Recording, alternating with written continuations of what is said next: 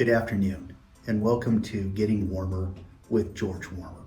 Today's post is for our second quarter newsletter.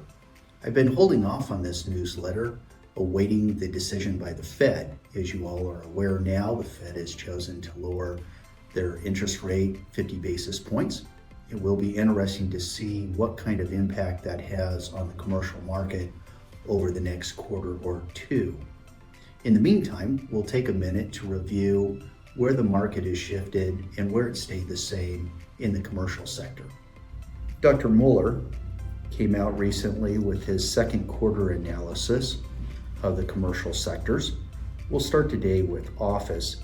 It was interesting, as he noted, almost 50% of leases signed pre-COVID have not expired yet.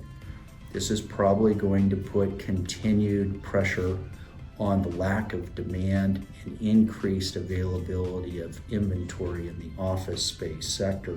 We do believe that the pressure on office will continue for the foreseeable future. As for the hotel sector, demand has separated into two categories.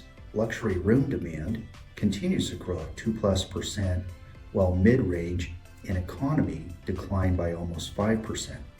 Here in the Billings market, we have seen in the first 6 months of the year a doubling in permits for hotel, one of the bright spots in the Billings sector. In the industrial sector, we've seen a slowdown in demand, particularly in port markets as imports have slowed. Only 50% of new construction has been pre-leased. We are seeing similar trends here in Billings as that sector continues to grow, to decline slightly.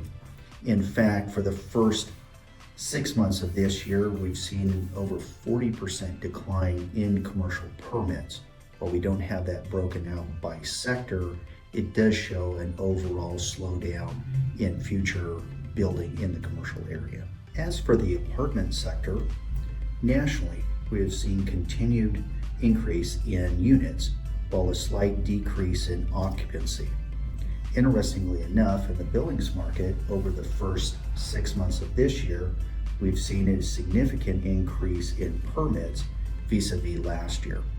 Rounding out Dr. Mueller's report, the last sector he covers is retail.